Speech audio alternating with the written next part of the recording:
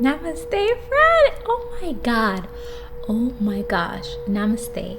Welcome back. If you're new here, my name is Chelsea. We talk about so many things on this channel. We talk about life, about love, about travel, and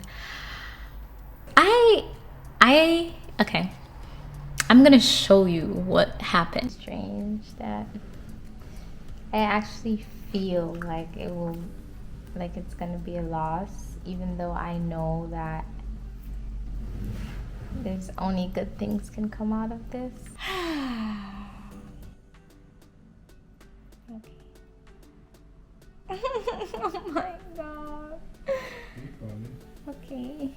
I'm so nervous. Like, this is insane. It's just a stupid social media account. I'm thinking about, like, okay, what if I want to do my business again and my coaching and all that other stuff? Why am I freaking out? Oh my god. Okay, you know what? It's not reversible once you delete it. Everything is gone forever. On second thought, maybe I can just deactivate it. And so I went on a 3-day fast. And 3-day fast, if you missed that video, go ahead and watch it. I went through a 3-day fast of no eating, just water fasting, no internet. And during that time, I deleted my Instagram account. I started this series and I said that this would be a year-long journey of quitting social media because, well, as you all know, it's so addictive. And during the fast, I realized, like, why? Why should something have that much control over you that in order to wean off of it, you're giving yourself a year? Just go for it. Just go for it. What do you have to lose? And I had to ask myself, if I don't delete my social media, what will I lose? And I made a list of all the things that I would lose, and the most bizarre image came to my head. I was sharing it with my husband. Just imagine me as a mom, as a mother with a child, breastfeeding, and on the other hand, I'm strolling on my feet. That is the reality of so many people in the world. And I said to myself, no. Like, I'll give it up. And my journey to quitting social media has been a long one. I remember 4 years ago writing in my journal. So the way that I journal is that I talk to God. So I'll say, "Dear God, I know that you said this, but and I remember writing something in my journal that said, "Dear God, I know that you've asked me to give up social media, but," and I look back at the journal, so I have been technically on this journey for like maybe even 4 years, and I finally decided that enough is enough. There's so many. I feel relieved. I feel relieved as I was deleting the Instagram. So many thoughts flooded through my head. One of those thoughts were, well, how will people know about what I share? How will I be able to share my journey? What about when I write a book? How will people know? All these things. And I realized, like, all the people that have ever inspired me in my life, okay? I'll name a few. So Oprah Winfrey, Deepak Chopra. I was not on their Instagram page. I watched them through YouTube. I read their books. I listened to them through podcasts.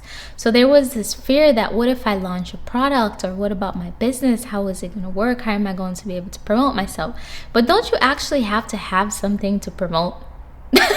I feel like for so many people, social media itself, the act of posting the picture is the skill, rather than actually cultivating the ability to write, cultivating the ability to sing, cultivating the ability to paint, and then sharing what you've produced with the world, rather than constantly putting your life on display.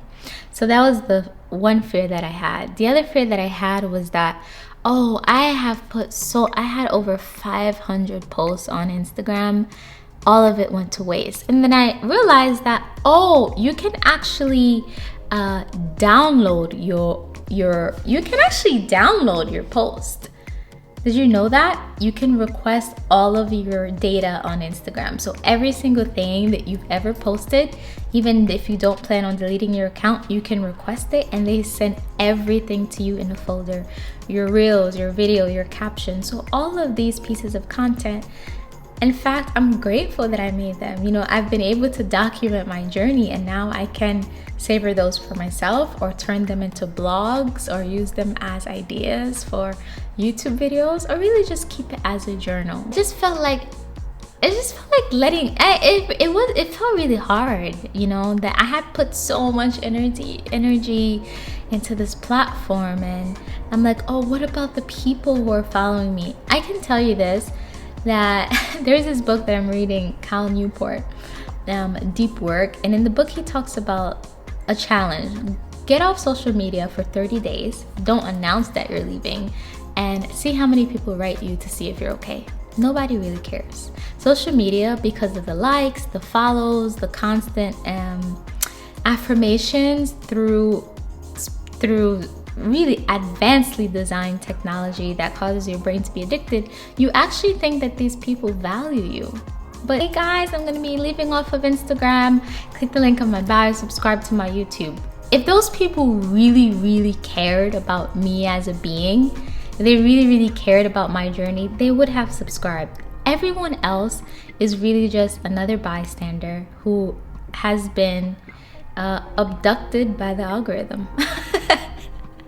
And I'm so grateful. I'm so grateful. I don't know what this new chapter is going to open up, but I saw this really beautiful quote that I loved, and it kind of captures where my mind and my energy is at the moment. And the quote says, "You don't want an inflated sense of importance. You want real sense of importance made from doing real things on behalf of real people that really matter." And I find that on social media because, again, the way that these algorithms are created, it breeds this self-centered attitude, this self-centeredness, this sense of importance from actually doing absolutely nothing. And we become desensitized to other people's pain. We lose the ability to be compassionate. I'm predicting that there's a very interesting shift that's going to happen within the next couple of years, and the world is going to split in half. They're going to be the group of people who are completely abducted, addicted, engrossed in social media. So everything is virtual. They live their life virtually. They stroll and get addicted and get jealous and post their breakfast and post their morning routine, and they're just stuck in this cycle because it's actually changing your brain. It's actually changing your brain. Eventually the right frontal cortex will probably be completely disassembled. And then there's the other half of people who I hope I'm on the right side of history. Then there's the other half of people who see that this is bizarre what's happening to the world, how there is no connection anymore to other beings. You're on a bus or you're on a train and everyone is strolling on their phones. You're at a party or you're at a concert and everyone is more interested in posting the concert or posting the event or posting the dinner rather than actually being present. Those people will go ahead and live their life in the real world. They will be the ones who make things that actually matter. They will make art, they will make books, they will make music, they will make videos, they will teach. And then those people on the other half of history will just be consuming. And I think it will get to a point where you become so desensitized that you just consume and don't even have the ability to change anything about your life. And I know it sounds really extreme, but for someone who has been on social media for at least 10 years, right? I grew up in the age of social media. I don't know life without social media. I can tell you firsthand what it does to your brain. Feelings of incompetency, feelings of self-inflated ego, and then cycling. One moment you're on one extreme of the spectrum and the other moment you're at the other extreme of the spectrum. This illusion that you're doing more than you're actually doing because you're posting really nice quotes about your life. But when you actually analyze your life, you see that in fact you don't work out, you don't drink enough water. It's crazy that social media creates this huge demarcation between reality and the superficial virtual world, that for so long I tricked myself into thinking that I was doing more and being more than I actually was. Something about announcing on YouTube that I was going to be doing it, actually documenting my screen time, and then coming on here and sharing it kind of like lit this fire under my butt, and your girl is now Instagramless. I am so grateful. I don't know what is going to happen, but I'm going to continue documenting this journey. So 1 month after being social media free, 1 year after being social media free, 2 years after being social media free, and really just document what is opening up, what is changing, or whether or not I regret my decision, which I highly doubt is going to happen. But thank you so much for taking this ride with me. Namaste.